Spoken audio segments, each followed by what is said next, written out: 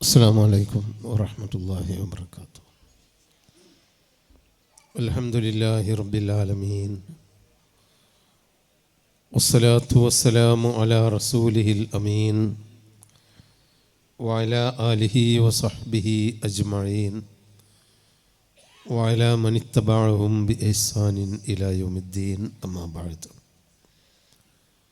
أعوذ بالله من الشيطان الرجيم. بسم الله الرحمن الرحيم. يا أيها الذين آمنوا اتقوا الله وكونوا مع الصادقين. ബഹുമാന്യനായ അധ്യക്ഷൻ സലഫി സാഹിബ്, സ്റ്റേജിലും സദസ്സിലുമുള്ള കാരണവന്മാരെ, ഉമ്മമാരെ, ഉപ്പമാരെ, പ്രിയപ്പെട്ട സഹോദര സഹോദരികളെ, വിദ്യാർത്ഥിനികളെ, ഇരുമ്പിളിയത്ത് നിങ്ങളുടെ മുമ്പിൽ നിൽക്കുമ്പോൾ ഒരു പ്രഭാഷണത്തിനല്ല നിൽക്കുന്നത്. പ്രഭാഷണം ഇൻഷാ അല്ലാഹ് ഇശാ നമസ്കാരത്തിന് ശേഷം നിങ്ങൾ പ്രതീക്ഷിച്ചാൽ മതി. ഞാനിവിടെ നിൽക്കുമ്പോൾ എനിക്കൊരു പഴയ കാലത്തെ ഓർമ്മകളാണ് അലട്ടി വരുന്നത്. 1980-കളുടെ അവസാനത്തിൽ ആണ് ഇരുമ്പിളിയത്ത് മർഹൂം KP മുഹമ്മദ് മൗലവി, നമ്മുടെയൊക്കെ ഗുരുനാഥനും ഗുരുനാഥന്മാരുടെ ഗുരുനാഥനുമായിരുന്ന അദ്ദേഹത്തിൻ്റെ കൂടെ കുറ്റിപ്പുറം സമ്മേളനത്തിൻ്റെ പ്രചരണവുമായി വന്നത് എന്നാണ് ഓർക്കുന്നത്. പിന്നീട് തൗഹീദി രംഗത്ത് യുവ പണ്ഡിതനായി അന്ന് നമ്മുടെയൊക്കെ മുമ്പിലുണ്ടായിരുന്ന, ഇന്നും ദീനി രംഗത്ത് പ്രവർത്തിച്ചു കൊണ്ടിരിക്കുന്ന CP ഉമർ മൗലവിയുടെ കൂടെയാണ് മറ്റൊരിക്കൽ ഇവിടെ ഇതുപോലെയുള്ള ഒരു സദസ്സിൻ അഭിമുഖീകരിക്കാൻ വേണ്ടി വന്നതെന്നാണ് ഓർമ്മ. അന്നതൊക്കെ സംഘടിപ്പിച്ചിരുന്നത് ആദരണീയനായ CP മൂസ മൗലവി റഹ്മത്തുള്ളാഹി അലൈഹി ആയിരുന്നു. മൂസ ഉമരി തൗഹീദി വിശ്വാസവും സുന്നത്തും മുറുകെ പിടിച്ചുകൊണ്ട് ബിദ്അത്തുകൾക്കെതിരിൽ തനതായ ശൈലിയിൽ പ്രബോധനം ചെയ്തുകൊണ്ട്, എന്നാൽ എല്ലാ മനുഷ്യരെയും സ്നേഹത്തിൻ്റെയും സൗഹാർദ്ദത്തിൻ്റെയും ഭാഷയിൽ തലോടി കൂട്ടിപ്പിടിച്ചുകൊണ്ട് ഇസ്ലാമിക സലഫി ദഅവ പ്രവർത്തനത്തിന് കേരളത്തിൽ വയോവാർദ്ധക്യം പോലും പരിഗണിക്കാതെ ഓടി നടന്നിരുന്ന CPയെ, ആ ശബ്ദം, ആ രൂപം, തൊക്കിലെ ബാഗടക്കം ഞാനിപ്പോഴും ഓർക്കുകയാണ്. അന്ന് KP മുഹമ്മദ് മൗലവി റഹ്മത്തുള്ളാഹി അലൈഹി ഇരുമ്പിളിയത്തിലേക്ക് അദ്ദേഹത്തിൻ്റെ കൂടെ പോകുമ്പോൾ പറഞ്ഞ ഓർമ്മകൾ പിന്നീട് എൻ്റെ സുഹൃത്തുക്കളുമായി ചോദിച്ച് ഞാനത് ഓർത്തെടുത്തു. 1920-കളുടെ തുടക്കത്തിലാണ് കേരളത്തിൽ ഇസ്ലാഹി പ്രസ്ഥാനം ഒരു സംഘടനയായി രൂപപ്പെടുന്നത്. കൃത്യമായി പറഞ്ഞാൽ 1922 കേരള മുസ്ലിം ഐക്യ സംഘം. അതങ്ങനെ ഒരു പേരാണെന്നുണ്ടായിരുന്നത്.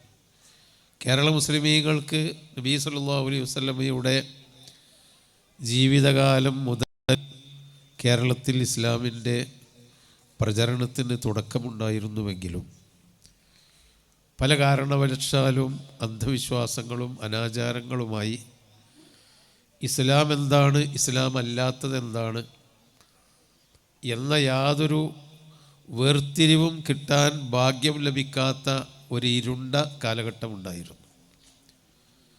ഇവിടെ ഉണ്ടായിരുന്ന ആദിമവാസികൾ ഇസ്ലാമിൻ്റെ മഹത്വം അറബികളായ കച്ചവടക്കാരിൽ നിന്ന് നേരിട്ട് മനസ്സിലാക്കി ഇസ്ലാം സ്വീകരിച്ചുവെങ്കിലും അവരുടെ ആചാരത്തിലോ വിശ്വാസത്തിലോ കാര്യമായി മാറ്റം വരുത്താനുള്ള കൃത്യമായ ഒരു സംവിധാനം നമ്മളെപ്പോലെ പള്ളി ദർസുകളോ മദ്രസകളോ കോളേജുകളോ ഒന്നും ആ കാലഘട്ടത്തിൽ ഉണ്ടായിരുന്നില്ല. കച്ചവടക്കാർ വരും, അവരുമായി ബന്ധപ്പെടും, അവരിൽ നിന്ന് കിട്ടുന്നത് അവരുടെ ദീന് അവരുടെ സ്വഭാവങ്ങൾ വളരെ മഹത്തരമാണെന്ന് കരുതി കുറേ ആളുകൾ ഇസ്ലാമിലേക്ക് വന്നു എന്ന് മാത്രം. അവർ പണ്ട് ജാഹിലിയ കാലത്ത് ശിർക്ക് ചെയ്തിരുന്ന കാലത്ത് വിശ്വസിച്ചിരുന്ന കുട്ടിച്ചാത്തൻ ഇസ്ലാമിലേക്ക് വന്നപ്പോൾ ചേക്കുട്ടിപ്പാപ്പയായി മാറി എന്ന വ്യത്യാസത്തിൻ്റെ അപ്പുറം വേറെ കാര്യമായി വിശ്വാസമൊന്നും മാറിയില്ല. അങ്ങനെ കുറേ കാലഘട്ടം കഴിഞ്ഞിട്ടുണ്ട്.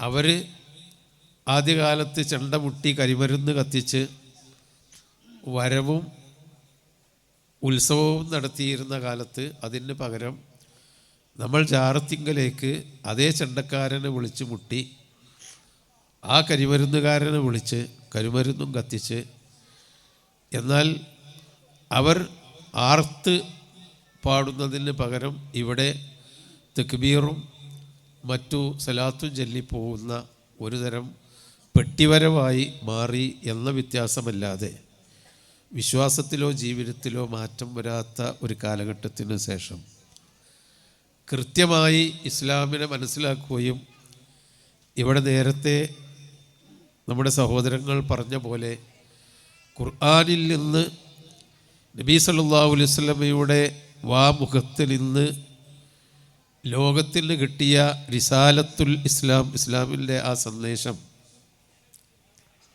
യഥാർത്ഥത്തിൽ കിട്ടാൻ തുടങ്ങിയത് 1920കളിലേക്ക് മുമ്പ് തന്നെ 1800 കാലഘട്ടം, 800ൻ്റെ അവസാനത്തിൽ തന്നെ കുറേ പണ്ഡിതന്മാരുണ്ടായിരുന്നു. കാസർഗോഡ് ഷറൂൽ സാഹിബ്, വക്കം അബ്ദുൽ ഖാദർ മൗലവി എന്ന് തുടങ്ങിയിട്ടുള്ള കുറേ ചരിത്രത്തിൽ അറിയപ്പെട്ടവരും അറിയപ്പെടാത്തവരുമായ ആളുകൾ. അവർക്കാർക്കും ഒരു സംഘടന ഉണ്ടായിരുന്നില്ല. മുസ്ലിമീങ്ങൾ ഈ ചെയ്യുന്ന ഈ പണി ഇസ്ലാം അല്ല എന്നും ഇത് ഖുർആനിന് അനുകൂലമല്ല, ഖുർആൻ പഠിപ്പിച്ചതല്ല ഈ വിശ്വാസം, ഇതൊക്കെ മാട്ടും മാരണവും അന്ധവിശ്വാസവുമാണ്, ഇസ്ലാം പഠിപ്പിക്കുന്ന തൗഹീദ് മറ്റൊന്നാണെന്ന് അവർ മനസ്സിലാക്കി അവർ ഒറ്റക്കും അവരുടെ മക്കളെയും അവരുടെ ചുറ്റുഭാഗത്തുള്ളവർക്കും സന്ദേശം നൽകി അവരിങ്ങനെ ഉപദേശിച്ചിരുന്നു. അവരുടെ പള്ളികളിലും അവരുടെ വീടുകളിലും എന്നതൊഴിച്ച് ഇസ്ലാഹി പ്രസ്ഥാനത്തിന് കൃത്യമായ ഒരു ബാനറും അഡ്രസ്സും ഉണ്ടായിരുന്നില്ല ആ കാലഘട്ടത്തിൽ. ഇവിടെ ആ ചരിത്രമൊക്കെ പറയുന്ന കാരണവന്മാർ എൻ്റെ മുമ്പിലുണ്ട്, അതറിയുന്ന. പിന്നീട് 1920കളുടെ തുടക്കത്തിലാണ് മധ്യ കേരളത്തിൽ നിന്ന് കേരള മുസ്ലിം ഐക്യസംഘം എന്നൊരു പേരിൽ, അന്ന് സലഫി എന്നോ മുജാഹിദ് എന്നൊന്നും അല്ല, മുസ്ലിമീങ്ങളെ യോജിപ്പിച്ച് പള്ളികളിൽ കലഹമുണ്ടാക്കാതെ നാട്ടിൽ കലഹമുണ്ടാക്കാതെ ഒന്നിച്ച് മുസ്ലിമീങ്ങൾ ഒന്നിച്ച് അവരുടെ ഇസ്സത്തിലേക്ക് മടങ്ങണം, അവരെ അള്ളാഹു ഏൽപ്പിച്ച ഉത്തരവാദിത്തത്തിലേക്ക് മടങ്ങണം, അതിന് എല്ലാവരെയും കൂട്ടിപ്പിടിക്കണം എന്ന് കരുതിക്കൊണ്ടുണ്ടാക്കിയ കേരള മുസ്ലിം ഐക്യസംഘം 1920കളിൽ അതിന് നേതൃത്വം നൽകിയ KM മൗലവി റഹ്മത്തുള്ളാഹി അലൈഹി തുടങ്ങിയ പണ്ഡിതന്മാർ, KM സീരി സാഹിബ് റഹ്മത്തുള്ളാഹി അലൈഹി തുടങ്ങിയ രാഷ്ട്രീയ നേതാക്കളായ ഉമറാക്കൾ, നാട്ടുപ്രമാണിമാരായ ഉമറാക്കൾ, ഷറൂൽ സാഹിബിനെ പോലെയുള്ള പ്രമാണിമാരായ സമ്പന്നന്മാർ, അതുപോലെ സാധാരണക്കാരായ ഒരുപാട് നേരെ ചൊവ്വെ ചിന്തിക്കുന്ന ആളുകൾ ഒന്നിച്ചുകൂടി ഉണ്ടാക്കിയ ഒരു പ്രസ്ഥാനമാണ് കേരള മുസ്ലിം ഐക്യസംഘം. ആ ഐക്യസംഘം 1922 കൊടുങ്ങല്ലൂർ മുതൽ തലശ്ശേരി വരെയുള്ള നീണ്ട അന്നൊക്കെ നമ്മളെപ്പോലെ ബസ്സും കാറുള്ള കാലഘട്ടമല്ല. ബ്രിട്ടീഷുകാരുണ്ടാക്കിയ തീവണ്ടി, തീ തുപ്പുന്ന പുകവണ്ടീൻ്റെ അപ്പുറം വേറെ യാത്രാ സൗകര്യങ്ങൾ കുറവാണ്, കാളവണ്ടിയാണ്. എന്നാലും ആ കാലഘട്ടം കൊടുങ്ങല്ലൂർ മുതൽ തലശ്ശേരി വരെ ഐക്യസംഘത്തിൻ്റെ പണ്ഡിതന്മാരൊരു പടയോട്ടം നടത്തിയപ്പോൾ ആ പടയോട്ടത്തിനിടയിൽ അവരിൽ നിന്ന് കിട്ടിയ തൗഹീദിൻ്റെ വിശ്വാസത്തിൻ്റെ മുത്തുമണികൾ വീണ് വളർന്ന് 1924 മുതൽ ഇസ്ലാഹി പ്രസ്ഥാനത്തിൻ്റെ തൗഹീദിൻ്റെ വെളിച്ചം കണ്ട പ്രദേശമാണ് ഇരുമ്പിളിയം എന്ന് കാരണവന്മാരിൽ നിന്ന് കേട്ടിട്ടുണ്ട്. അതൊരു വസ്തുതയായിരുന്നു. 1924 ഇവിടെ നിങ്ങളുടെയൊക്കെ ഉപ്പമാരോ ഉപ്പാപ്പമാരോ അവരുടെ വാപ്പമാരോ ഈ സന്ദേശം സ്വീകരിച്ചുകൊണ്ട് കേരളത്തിൻ്റെ മുക്കുമൂലകളിലേക്ക് പ്രബോധനത്തിന് വേണ്ടി പണ്ഡിതന്മാരുടെ കൂടെ കാവൽക്കാരായും പ്രചാരകരായും ഓടി നടന്ന ഒരു പ്രദേശത്തിലെ കാരണവന്മാരുടെയും മുൻ തലമുറയുടെയും മക്കളും പേരമക്കളും പേരമക്കളുടെ മക്കളും ജീവിക്കുന്ന മണ്ണാണ് ഇരുമ്പിളിയം എന്ന് പറയുന്നത്. അത് ഓർക്കുന്നുണ്ടോ ഇവിടുത്തെ മക്കൾ? ഈ സഹോദരിമാർ, ഇവിടേക്ക് കെട്ടിക്കൊണ്ടുവന്ന സഹോദരിമാർ, ഇവിടവുമായി ബന്ധപ്പെട്ട് ഇവിടെ കുടിയേറി താമസിച്ച സഹോദരന്മാരെന്ന് എനിക്ക് അറിഞ്ഞുകൂടാ. കേരളത്തിൽ ഇസ്ലാഹി പ്രസ്ഥാനത്തിൽ സ്ത്രീകളെ മാത്രം നവോത്ഥാനം, സ്ത്രീകൾക്ക് മാത്രം ദീൻ പഠിപ്പിക്കാൻ അന്ന് അറബ് മലയാളമാണ്. സ്ത്രീകളടക്കം പുരുഷന്മാരടക്കം മലയാള അക്ഷരം വായിക്കാൻ പാടില്ലായിരുന്നു അവർക്ക്. അതിന് പുരോഹിതന്മാർ വിലക്കിയിരുന്നു, ആര്യനെഴുത്താണെന്ന് പറഞ്ഞു. ആ കാലഘട്ടത്തിൽ അറബി അക്ഷരത്തിൽ കൂടി മലയാളം ഉണ്ടാക്കി, അറബ് മലയാളം എന്ന ഒരു പുതിയ ശൈലി ഉണ്ടാക്കി. ആ അറബ് മലയാളത്തിൽ നിസാ ഉൽ ഇസ്ലാം എന്ന കേരളത്തിലെ സലഫി പ്രസ്ഥാനത്തിൻ്റെ, സലഫി ആദർശത്തിൻ്റെ കേരളത്തിലെ ഒന്നാമത്തെ മാസിക അച്ചടിച്ചത് ഇവിടെ നിന്നാണ്. മഹാനായ ഹൈദർ വൈദ്യരുടെ പ്രസ്, മത്ബഅത്തുൽ ഹൈദരിയ എന്ന് പറയുന്ന ഒരു പ്രസ്, അദ്ദേഹമാണ് നിസാ ഉൽ ഇസ്ലാമിൻ്റെ എഡിറ്ററായിട്ടുണ്ടായിരുന്നത്. KC കോമുകുട്ടി മൗലവി റഹ്മത്തുള്ളാഹി അലൈഹി ഈ നാടുമായി ഏതോ നിലക്ക് അദ്ദേഹത്തിന് ബന്ധമുണ്ട്. എനിക്കത് കൃത്യമായി പറയാൻ അറിഞ്ഞുകൂടാ. KC കോമുകുട്ടി മൗലവിയുടെ നേതൃത്വത്തിൽ അദ്ദേഹത്തിൻ്റെ ബുദ്ധിയിൽ നിന്നാണ് മത്ബഅത്തുൽ ഹൈദരിയയിൽ ആദ്യമായി നിസാ ഉൽ ഇസ്ലാം അടിച്ച് ഈ ഇരിക്കുന്ന കാരണവന്മാരുടെ ഉമ്മാമ്മമാർക്കും ഉപ്പാപ്പമാർക്കും അറബ് മലയാളത്തിൽ വായിക്കാൻ കൊടുത്തതും കുടുംബജീവിതം, ഇസ്ലാമിക കുടുംബജീവിതത്തിൻ്റെ ഊടും പാവും അലിഫുബാവും പഠിപ്പിച്ചു കൊടുത്തത് കൊണ്ട് ഒരു സമുദായത്തെ വളർത്തിയെടുക്കാൻ സാധിച്ചതും ആ കാലഘട്ടത്തിലാണ്. മദ്രസ എന്ന കാര്യം ഞാനൊക്കെ പഠിച്ചിരുന്ന കാലഘട്ടത്തിൽ 73 വയസ്സാണ് എനിക്കിപ്പോൾ ഉള്ളത്. അൽഹംദുലില്ലാ. ഞാനൊക്കെ മദ്രസയിൽ പഠിച്ചിരുന്ന കാലത്ത് പറപ്പൂർ വീണാലക്കൽ എൻ്റെ കൂടെ പഠിച്ച കുട്ടികൾ എന്ന് പറഞ്ഞാൽ ഇന്നത്തെ ഉമ്മാമ്മമാരായ പലരും ഇന്നും ജീവിച്ചിരിപ്പുണ്ട്. അവരൊക്കെ പരീക്ഷയ്ക്ക് എഴുതാറുണ്ടായിരുന്നില്ല. പൊതുപരീക്ഷ വരുമ്പോൾ മദ്രസയുടെ ഒരു മൂലയിൽ ഇതുപോലെ ഒരു സാരി കൊണ്ടോ കള്ളിത്തുണി കൊണ്ടോ മറ കെട്ടിയിട്ട് അവിടെ നിന്ന് നേരിട്ട് ചോദിക്കാറായിരുന്നു. കാരണം അവർക്ക് എഴുത്ത് പഠിക്കാൻ പാടുണ്ടായിരുന്നില്ല, മതവിരോധമായിരുന്നു. ഞങ്ങൾക്ക് അറിഞ്ഞുകൂടെ എന്താ പോലെ മറൻ്റെ ഉള്ളിലാക്കിയത്. പക്ഷെ അങ്ങനെയായിരുന്നു. പിൽക്കാലത്ത് അത് പഠിച്ചു മനസ്സിലാക്കി. ആ കാലഘട്ടത്തിൽ അറബ് മലയാളത്തിൽ മാസിക വായിച്ചു കൊണ്ടിരുന്ന ഉമ്മാമ്മമാരുടെ പിതാമഹിമാർ ഇവിടെ ഉണ്ടായിരുന്നു എന്നതാണ് സഹോദരന്മാരെ ഈ രാജ്യത്തിൻ്റെ, ഈ മണ്ണിൻ്റെ പ്രത്യേകത. ആ മണ്ണിലാണ് 1940കളുടെ തുടക്കത്തിൽ ഇവിടെ ക്രമപ്രവൃദ്ധമായ മദ്രസകളുണ്ടായിരുന്നു എന്ന് ചരിത്രം രേഖപ്പെടുത്തിയിട്ടുണ്ട്. നമ്മുടെ നാട്ടിൻ്റെ ചരിത്രം, ഈ മണ്ണിൻ്റെ ചരിത്രം, ഈ മണ്ണിലുള്ളവരുടെ അടുത്ത തലമുറയെങ്കിലും പഠിച്ച് അടുത്തൊരു തലമുറക്ക് നമ്മൾ ജന്മം നൽകണം. തൗഹീദിൻ്റെ, ഈമാനിൻ്റെ, ഖുർആൻ പഠനത്തിൻ്റെ ആ വെളിച്ചം തുടങ്ങി വെച്ച ഈ ഒരു കാലഘട്ടം. അതുകൊണ്ടായിരിക്കണം ഒരുപക്ഷെ ഈ അടുത്ത പ്രദേശങ്ങളിൽ വെച്ച് മലപ്പുറം ജില്ലയുടെയും പാലക്കാട് ജില്ലയുടെയും അതിർത്തിയിൽ കിടക്കുന്ന ഈ ഒരു പ്രദേശത്ത് ഏറ്റവും കൂടുതൽ വിദ്യാസമ്പന്നന്മാരുള്ള ഒരു പ്രദേശമാണിത്. ഞങ്ങളുടെ നാടും അങ്ങനെ തന്നെയായിരുന്നു. അതിലൊക്കെ ചില ചരിത്രപരമായ ഞങ്ങളുടെ ഒരു വല്ലാക്കയുടെ കഥയുണ്ട്. ഇസ്ലാഹി അന്ന് അച്ചടിപ്പാടമുണ്ടാക്കി അത് പഠിപ്പിച്ച് ജനങ്ങളെ വളർത്തിയെടുത്ത ഒരു ചരിത്രം. ഞാൻ പറയുന്നത് 1944 റൗലത്തുസ്സലാം എന്ന് പറയുന്ന ഒരു മദ്രസ സ്ഥാപിച്ചുകൊണ്ട് ഇവിടെയുള്ള പിതാമഹന്മാരായ നമ്മുടെയൊക്കെ പിതാമഹന്മാർക്ക് മതപഠനം നടത്തി വളർത്തിയെടുത്തതിൻ്റെ ആ നനവും അതിൻ്റെ ഈർപ്പവും അതിൻ്റെ പച്ചപ്പുമാണ് ഇന്ന് യാഥാസ്ഥിതികത്വത്തിൽ നിന്ന് തൗഹീദിൻ്റെ വെളിച്ചത്തിലേക്ക് നിങ്ങൾക്കൊക്കെ വരാൻ കാരണമായത് എന്ന ആ ഒരു നിഅമത്ത് അള്ളാഹു ഹിദായത്ത് കിട്ടുക. സഹോദരന്മാരെ, നമുക്ക് യഥാർത്ഥത്തിൽ ഈ ലോകത്ത് നിന്ന് കിട്ടുന്ന ഏറ്റവും വലിയ ഹിദായത്ത് നിഅമത്ത് എന്ന് പറയുന്നത് അൽ മാലു വൽ ബനൂന സീനത്തുൽ ഹയാത്തി ദുനിയ വൽ ബാഖിയാത്തു സ്വാലിഹാത്തു ഖൈറുൽ ഇൻദ റബ്ബിക സവാബൻ വ ഖൈറുൽ അമല എന്ന് സൂറത്തു അൽ കഹ്ഫിൽ എല്ലാ വെള്ളിയാഴ്ചയും നമ്മൾ ഓതേണ്ട ആ സൂറത്തുണ്ടല്ലോ, എല്ലാ വെള്ളിയാഴ്ചയും നമ്മൾ ആണും പെണ്ണും അൽ കഹ്ഫ് ഓതിയിരിക്കണം. അത് നബി സല്ലല്ലാഹു അലൈഹി വസല്ലമയിൽ നിന്ന് സഹിയായി വന്ന ഒരു സുന്നത്താണ്, പ്രധാനപ്പെട്ട സുന്നത്താണ്. ആ അൽ കഹ്ഫിൽ കാണാം അൽ മാലു വൽ ബനൂന സീനത്തുൽ ഹയാത്തി ദുനിയ.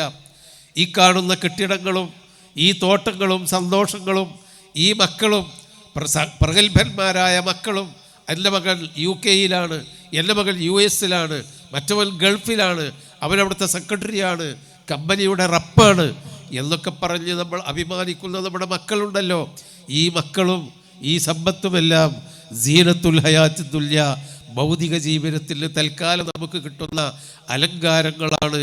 അലങ്കാരങ്ങൾ, വർണ്ണമാലകൾ തൂക്കിയാൽ ആഘോഷം കഴിഞ്ഞാൽ മഞ്ഞത്തും വെയിലത്തും മഴയത്തും അത് ഉരുകിപ്പോകുന്ന പോലെ അല്ലെങ്കിൽ അത് കൊഴിഞ്ഞു പോകുന്ന പോലെയുള്ള താൽക്കാലിക അലങ്കാരങ്ങൾ മാത്രമാണ്.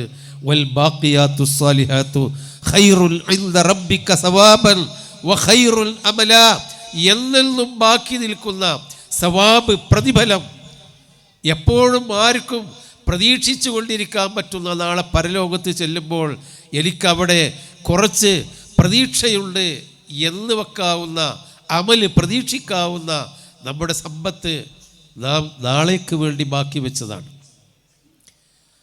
ആ പൂർവികന്മാർ ബാക്കി വെച്ചവരാണ് നിങ്ങളുടെ പിതാക്കന്മാർ. അതുകൊണ്ടാണ് അന്ധവിശ്വാസത്തിൽ നിന്ന് നിങ്ങൾ മുക്തമായത്, അതുകൊണ്ടാണ് അനാചാരങ്ങളിൽ നിന്ന് നിങ്ങൾ മുക്തമായത്. അവർ ബാക്കി വെച്ചത് നമ്മളെയായിരുന്നു. നമ്മൾ എന്ത് നാളേക്ക് വേണ്ടി ബാക്കി വെച്ചു എന്ന ചോദ്യത്തിന് മറുപടി നമ്മളാണ് കണ്ടെത്തേണ്ടത്. നമ്മൾ എന്താണ് നാളേക്ക് വേണ്ടി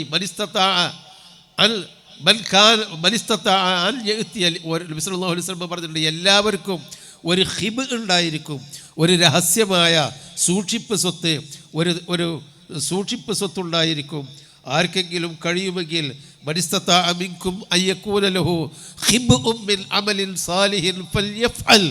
എന്ന് നബി സല്ലല്ലാഹു അലൈഹി വസല്ലം വിളിച്ചു പറയുന്നുണ്ട്.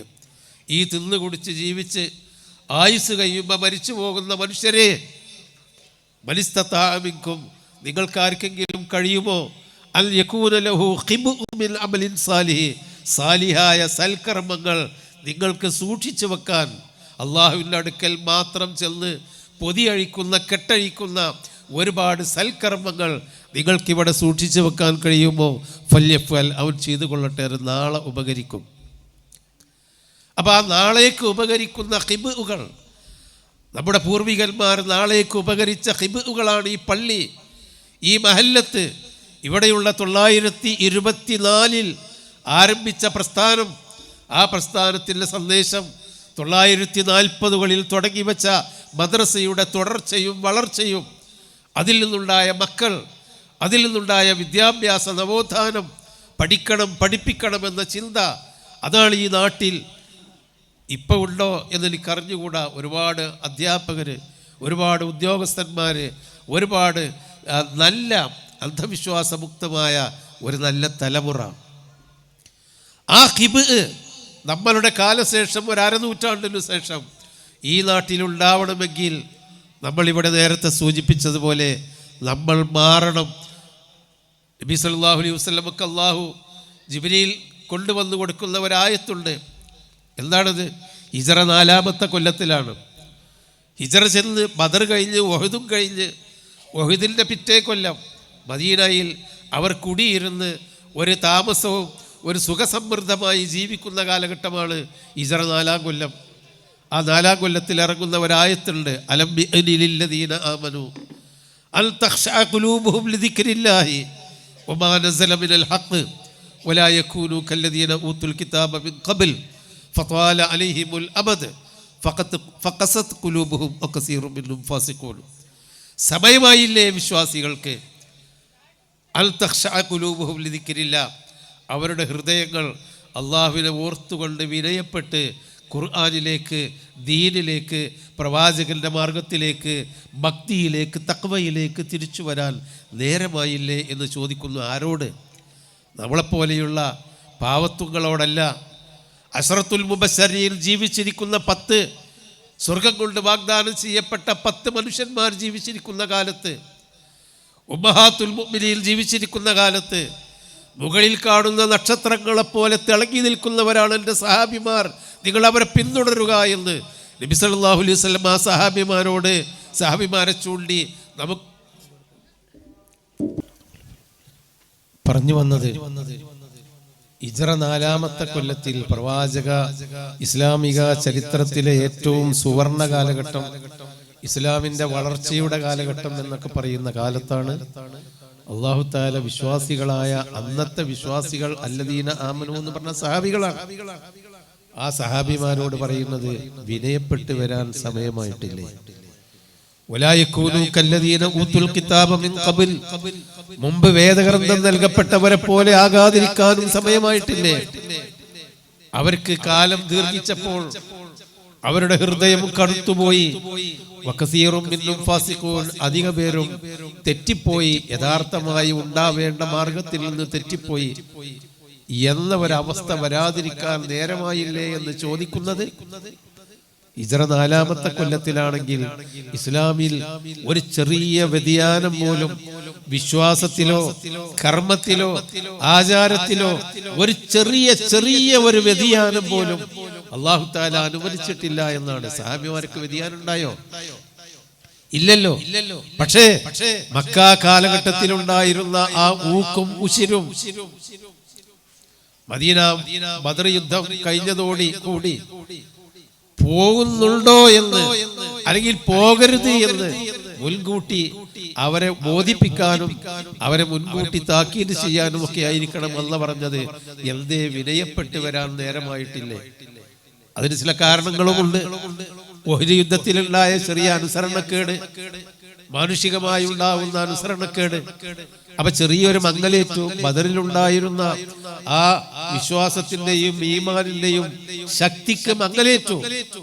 അല്പം ഒരു മങ്ങൽ, അല്ലാഹു തആല അത് പുറത്തു കൊടുക്കുകയും ചെയ്തു. അല്ലാഹു അവർക്ക് മാപ്പ് ചെയ്തു കൊടുത്തു. എന്നാലും മങ്ങിപ്പോകാതിരിക്കാൻ നേരമായില്ലേ? ഖുർആനിൽ നിന്ന് അവർക്ക് വേദഗ്രന്ഥം, പൂർവിക സമൂഹത്തിന് വേദഗ്രന്ഥം കിട്ടി. ആ വേദഗ്രന്ഥവുമായി അവർക്ക് ബന്ധമില്ലാതെയായി. ആ വേദഗ്രന്ഥത്തിന്റെ ചട്ടകളല്ലാതെ, അതിന്റെ പ്രിന്റുകളല്ലാതെ, അതിന്റെ ആ ബാഹ്യമായ രൂപത്തിന്റെ അപ്പുറം ആ ഖുർആനിന്റെ ഉള്ളിലുള്ളത് എന്താണെന്ന് മുൻകാല സമുദായത്തിൽ തൗറാത്തിന്റെയും ഇൻജീലിന്റെയും അനുയായികൾക്ക് അറിയാതെ പോവുകയും അവരുടെ ഹൃദയം കടുത്തു പോവുകയും ചെയ്ത പോലെ ഖുർആനിന്റെ ഉള്ളിലേക്ക് ഇറങ്ങിച്ചെന്ന് ചിന്തിക്കാനും പഠിക്കാനും അത് മനസ്സിലാക്കി ജീവിക്കാനും സമയമായിട്ടില്ലേ എന്ന് അല്ലാഹു ചോദിക്കുന്നു. സഹോദരങ്ങളെ, ഒരു നൂറ്റാണ്ട് മുമ്പ് ഖുർആനിന്റെ സന്ദേശം കിട്ടിയ ഈ തലമുറകൾ, നമ്മുടെ സമൂഹം, നമ്മുടെ കേരളീയ മുസ്ലിം സമൂഹം ആ സന്ദേശം കൂടുതൽ ഒരു നൂറ്റാണ്ട് മുമ്പ് കൃത്യമായി ഇസ്ലാഹി പ്രസ്ഥാനത്തിന്റെ ഖുർആനിലേക്ക് ജനങ്ങളെ വിളിച്ചുകൊണ്ട്, ഖുർആൻ പഠിപ്പിച്ചുകൊണ്ട്, ഖുർആൻ ക്ലാസുകൾ കൃത്യമായ രൂപത്തിൽ എഴുതി പഠിപ്പിച്ചുകൊണ്ട് വളർത്തി, ഖുർആനിൽ കൂടി വളർത്തി എടുത്ത ഒരു സമുദായമാണ്, അല്ലെങ്കിൽ ഒരു പാരമ്പര്യമാണ് ഇസ്ലാഹി പ്രസ്ഥാനത്തിലുള്ളത്. ഇവിടെയും പ്രിയപ്പെട്ട ഫായിസിന്റെ നേതൃത്വത്തിൽ ഒരു ഖുർആൻ പഠനവേദി നടക്കുന്നുണ്ട് എന്നാണ് അറിയാൻ കഴിഞ്ഞത്. നിങ്ങളൊക്കെ ഖുർആൻ പഠിക്കണം. നമ്മൾ എന്ത് അല്ലാഹുവിനോട് പറയും സഹോദരങ്ങളെ? ഇഖ്റ ബിസ്മി റബ്ബിക്കല്ലദീ ഖലഖ്, സൃഷ്ടിച്ച റബ്ബിന്റെ നാമത്തിൽ വായിക്കണം എന്ന് അല്ലാഹു തആല പറഞ്ഞ് ആ കിതാബും കേട്ട്, ആ ആഹ്വാനവും കേട്ട് 10, 40, 50, 60, 70 കൊല്ലം ജീവിച്ചിട്ട് ഖുർആൻ ഒരാവർത്തി ഞാൻ വായിച്ച് പഠിച്ചിട്ടില്ല, ഞാനത് അർത്ഥം മനസ്സിലാക്കി ഓതി നോക്കിയിട്ടില്ല എങ്കിൽ നമ്മൾ അള്ളാഹുവിനോട് എന്ത് മറുപടി പറയും? ഓരോ കാര്യത്തിലും അള്ളാഹുവിനോട് നമ്മൾ എന്ത് പറയും? ഇഖ്റ്, വായിക്കണം. ഞാൻ വായിച്ചിട്ടില്ല, എന്നെ കൊണ്ട് ആവില്ല, എനിക്ക് ഇനി നേരമില്ല, എനിക്ക് അവിടെ അടുക്കളയിൽ പണിയുണ്ട്, ഇപ്പുറത്ത് വേറെ ജോലിയുണ്ട്, കച്ചവടത്തിന് രാവിലെ പോകാനുണ്ട്, എനിക്ക് ഖുർആൻ പഠിക്കാൻ നേരമില്ല, ആഴ്ചയിൽ 1 മണിക്കൂർ അതിനും നേരമില്ല, 1 മണിക്കൂറില്ല, ഞാൻ ആകെ ബിസിയാണ്.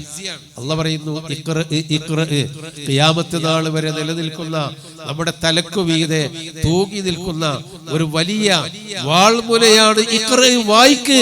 വായിച്ചിട്ടില്ലെങ്കിൽ നീ വിശ്വാസിയാവില്ല. വായിച്ച് പഠിച്ചിട്ടില്ലെങ്കിൽ നീ വിശ്വാസിയാവില്ല. അപ്പൊ സഹോദരങ്ങളെ, നമ്മൾ മാറണം, നമ്മൾ മക്കളെ മാറ്റണം. അടുത്ത തലമുറ അപകടകരമായ ഒരു അവസ്ഥയിലേക്കാണ് നീങ്ങുന്നതെന്ന് ഞാൻ നിങ്ങളോട് പറഞ്ഞറിയിക്കേണ്ട ആവശ്യമില്ലല്ലോ. നമ്മളെ തലക്കാമ്പുറത്ത് നിന്ന് ഉപ്പയാണെങ്കിൽ തലയുടെ ഭാഗത്ത് നിന്നും, ഉമ്മയാണ് മരിച്ചതെങ്കിൽ നടുവിൽ നിന്നും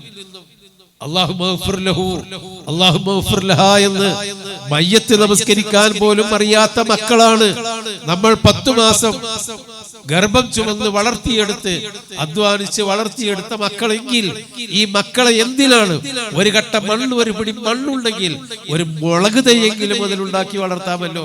ഈ മക്കൾക്ക് നമുക്ക് വേണ്ടി ഒന്ന് പ്രാർത്ഥിക്കാനും മയ്യത്ത് നമസ്കരിക്കാനും അറിയില്ലെങ്കിൽ എന്തിനാണ് ഈ മക്കൾ വളർത്തിയെടുക്കുന്നത്? എന്നാൽ ഇന്നത്തെ കാലഘട്ടത്തിൽ മക്കൾ അപകടകരമായ ഒരവസ്ഥയിലേക്ക് പോകുന്നുണ്ട്. അപ്പൊ നമ്മൾ ഖുർആൻ പഠിക്കണം. നമ്മളെ വീടിൽ ഇഖ്റഇന്റെ ആഹ്വാനം കേൾക്കണം. ഒരുപാട് സംവിധാനങ്ങൾ പഠിക്കാനും മനസ്സിലാക്കാനും. അടുക്കളയിൽ മത്സ്യം കഷ്ണിച്ചു കൊണ്ടിരിക്കുമ്പോ, വെള്ളക്ക നുറുക്കിക്കൊണ്ടിരിക്കുമ്പോ, ചോറ് വെന്തോ എന്ന് നോക്കി അടുക്കളയിൽ അടുപ്പത്ത് പുകഞ്ഞു കൊണ്ടിരിക്കുമ്പോൾ പോലും പഠിക്കാനും വായിക്കാനും നമ്മുടെ പീസ് റേഡിയോ നമ്മുടെ മുമ്പിലുണ്ട്. 24 മണിക്കൂറും 5 ലക്ഷത്തിലധികം പേർ, അതിൽ കൂടുതലും ലക്ഷക്കണക്കിന് ആളുകൾ അമേരിക്കൻ, UK രാജ്യങ്ങളിലാണ്, അവിടെയുള്ള മലയാളികളാണെന്ന് വരുമ്പോൾ അവരൊക്കെ ഭൗതിക ജീവിതം മടുത്ത്, സന്തോഷങ്ങളും ആർഭാടങ്ങളും സുഖങ്ങളും മടുത്ത് ഇനി പടച്ചവനെ ഒന്ന് അറിയട്ടെ എന്ന് ചിന്തിച്ചുകൊണ്ടാണ് അവിടങ്ങളിലെ അപ്പാർട്ട്മെന്റുകളിൽ ഖുർആൻ പഠിക്കാൻ റേഡിയോ തുറന്നു വെച്ചിരിക്കുന്നത്. നമ്മളോ തറവാട്ട് മുസ്ലിങ്ങളാണ്, നമ്മൾ തറവാട്ട് സലഫികളാണ്. നമ്മൾ എത്ര പേര് ഖുർആൻ പഠിച്ചു? നമ്മുടെ മക്കളെ നമ്മളെ എത്ര പേർക്ക് ഖുർആൻ പഠിപ്പിച്ചു? ഖുർആൻ ഇഖ്റ് എന്ന അത് ഒരു വാൾമുന പോലെ നമ്മുടെ മുമ്പിൽ എന്നുമുണ്ട്. വഖാലൂ ലാ തസ്മഊ ലിഹാദൽ ഖുർആൻ വൽഗൗ ഫീഹി ലഅല്ലകും തഗ്ലിബൂൻ. മക്കയിലെ അബൂജഹലും ഉത്ബത്തും ശൈബത്തും പറഞ്ഞു, ഖുർആൻ കേൾക്കണ്ട, നിങ്ങൾക്ക് രക്ഷപ്പെടണമെങ്കിൽ, ജയിക്കണമെങ്കിൽ, മികച്ചു നിൽക്കണമെങ്കിൽ ഖുർആൻ കേൾക്കണ്ട, ബഹളം ഉണ്ടാക്കിക്കോളേ. അതല്ലേ ഇന്ന് നമ്മുടെ വീടുകളിൽ മ്യൂസിക്കിന്റെ ബഹളം. ടെലിഫോണിൽ നിന്നും മൊബൈൽ ഫോണുകളിൽ നിന്നും സോഷ്യൽ മീഡിയകളിൽ നിന്നും ബഹളമയമായ വീട്ടിൽ ബഹളമയമാണ്. ഖുർആനിന്റെ ശബ്ദം മുഴങ്ങുന്നില്ല. എവിടേക്കാണ് നമ്മൾ ഖുർആനിന്റെ അനുയായികൾ എന്ന് പറയുന്നത്? ഇഖ്റഉൽ ഖുർആൻ ഫഇന്നഹു യകൂനു ശഫീഅൻ ലിഅസ്ഹാബിഹി. നാളെ പരലോകത്ത് യൗമ ലാ യൻഫഉ മാലും വലാ ബനൂൻ ഇല്ലാ മൻ ലഖല്ലാഹ ബിഖൽബിൻ സലീം. സുരക്ഷിതമായ മനസ്സോടുകൂടി പാപങ്ങളിൽ നിന്ന്, തിന്മകളിൽ നിന്ന്, അശ്രദ്ധകളിൽ നിന്ന്, ധിക്കാരങ്ങളിൽ നിന്ന്, ശിർക്കിൽ നിന്ന്, ബിദ്അത്തിൽ നിന്ന്, കുഫറുകളിൽ നിന്ന് മുക്തമായ സുരക്ഷിതമായ മനസ്സോടുകൂടിയല്ലാതെ പരലോകത്ത് എത്തിപ്പെട്ടവനല്ലാതെ രക്ഷയില്ലാത്ത, അങ്ങനെയല്ലാതെ പരലോകത്ത് എത്തിപ്പെട്ടാൽ നമുക്കെന്താണ് മാർഗം? ആരാ നമ്മളെ രക്ഷിക്കാൻ? അപ്പൊ സഹോദരങ്ങൾ, നമ്മൾ ഖുർആനിലേക്ക് മടങ്ങണം, ഖുർആൻ പഠിക്കണം. ഇല്ലൽ ഈമാന ല യഖ്ലഖു ഫീ ജൗഫി അഹദികും കമാ യഖ്ലഖു സൗബ് ഫസലുല്ലാഹ അൻ യുജദ്ദിദ ഈമാനകും. ഈ വിശ്വാസം എന്ന് പറയുന്നത് ഇരുമ്പുലക്ക പോലെ എന്നും വളയാതെ നിൽക്കുന്നതല്ല. നിങ്ങളുടെ മനസ്സിന്റെ ഉള്ളിൽ നിങ്ങൾ ചെല്ലിയ പണ്ട് ഓത്തുപള്ളികളിൽ നിന്ന് ചെല്ലിയ അമലിയാത്തിൽ നിന്നും ദീനിയാത്തിൽ നിന്നും പഠിച്ച അശ്ഹദു അല്ലാ ഇലാഹ ഇല്ലല്ലാഹു വ അശ്ഹദു അന്ന മുഹമ്മദ് റസൂലുള്ളാഹി എന്ന ഈമാൻ നിങ്ങളുടെ മനസ്സിന്റെ ഉള്ളിൽ കിടന്ന് വസ്ത്രം നുരുമ്പുന്ന പോലെ, കമാ യഖ്ലഖു സൗബു, വസ്ത്രം കീറിപ്പറിഞ്ഞു നുരുമ്പുന്ന പോലെ ഈമാൻ നുരുമ്പിപ്പോകും. ഈ കുപ്പായം തോടിയൊക്കെ ഇന്ന് ഇസ്തിരിട്ട് ഇട്ടതായിരിക്കാം, പുതിയതായിരിക്കാം, ഇന്നലെ തയ്ച്ചു കൊണ്ടുവന്നതായിരിക്കാം ടൈലറുടെ അടുക്കൽ നിന്ന്. ഇതൊരു മാസം കഴിഞ്ഞാൽ നമ്മൾ അലക്ക് വിഷയിലിട്ട് 4 കറക്കം കറക്കിയാൽ, കലിമലിട്ട് 4 അടി അടിച്ചാൽ ഇത് നുരുമ്പിപ്പോകും. ഈ വസ്ത്രം പോലെ നുരുമ്പിപ്പോകും ഈമാൻ. ഈ കല്ലിലിട്ട് അടിക്കുമ്പോ നിരീശ്വരത്വവും നിർമ്മലത്വവും തോന്നിവാസങ്ങളും ആർഭാടങ്ങളും ധൂർത്തും അക്രമങ്ങളും എല്ലാവിധ ലൈംഗികമായ അതിക്രമങ്ങളും എല്ലാം അപകടകരമായി വളർന്നു വരുന്ന ഈ കാലത്ത് നമ്മളെ ഈമാൻ നുരുമ്പിപ്പോകും. ഫസലുല്ലാഹ അയ്യുജദ്ദിദ ഈമാനക്കും. ഈമാൻ പുതുക്കിക്കൊണ്ടിരിക്കാൻ എപ്പോഴും അള്ളാഹുവിനോട് ചോദിച്ചുകൊണ്ടിരിക്കണം. അത് എങ്ങനെ ചോദിക്കണം? വെറുതെ ചോദിച്ചാൽ പോരാ, ചോദിച്ചതിനനുസരിച്ച് നമ്മൾ പ്രവർത്തിച്ചു കൊണ്ടിരിക്കണം. സഹോദരന്മാരെ, ഞാൻ അവസാനിപ്പിക്കുകയാണ്. 1900-ന്റെ തുടക്കത്തിൽ ഇസ്ലാഹി പ്രസ്ഥാനത്തിന്റെ ബീജാവാപ്പ നൽകിയ നമ്മുടെ കാരണവന്മാർ, അതിന്റെ വെളിച്ചം വിതറിയ ഈ നാട്ടിൽ, ഈ ഗ്രാമപ്രദേശത്ത് അതിന്റെ വെളിച്ചം വിതറിയ ആ കാരണവന്മാരുടെ പിൻഗാമികളെ നമ്മൾ ദീനിലേക്ക് മടങ്ങണം. തർക്കങ്ങൾ ഒരുപാടുണ്ട്. ഇത് വിഷ്ണു ഇസ്ലാമിക് ഓർഗനൈസേഷൻ, അത് വേറൊരു ഗ്രൂപ്പല്ലേ, മറ്റേ ഗ്രൂപ്പല്ലേ, മൗലവി സാഹിബ് അത് പറയുന്നുണ്ടായി. നമ്മൾക്ക് ഇതല്ല, അടിസ്ഥാനപരമായി നമ്മുടെ പൂർവികന്മാർ പഠിപ്പിച്ച തൗഹീദും ആ സുന്നത്തും ബിദ്അത്തും അത് മുന്നിൽ വെച്ചുകൊണ്ട് അതനുസരിച്ചുള്ള ഒരു ജീവിതത്തിലാണ് നമ്മൾ ഊന്നേണ്ടത്. നബി സല്ലല്ലാഹു അലൈഹി വസല്ലമ പ്രാർത്ഥിക്കാറുള്ള ഒരു പ്രാർത്ഥനയുണ്ടായിരുന്നു. എന്താണത്?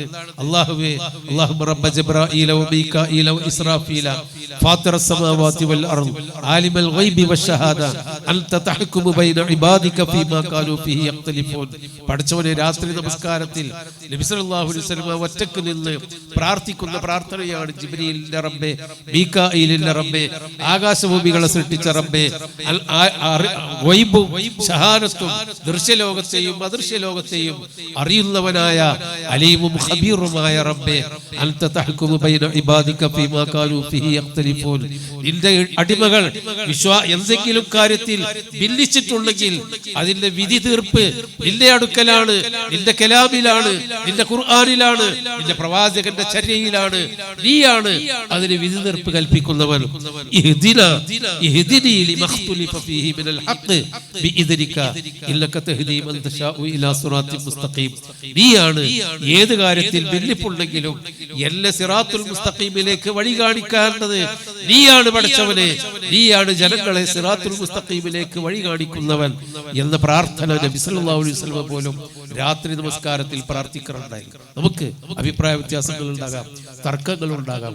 ഈ ഒരു കൂട്ടായ്മ, ഒരു പാർട്ടി ഉണ്ടാക്കാനോ അല്ലെങ്കിൽ കഴിഞ്ഞ പഞ്ചായത്ത് തെരഞ്ഞെടുപ്പിൽ ചെയ്ത പോലെ ഒരു ബാനർ പിടിക്കാനോ അല്ല സഹോദരങ്ങളെ.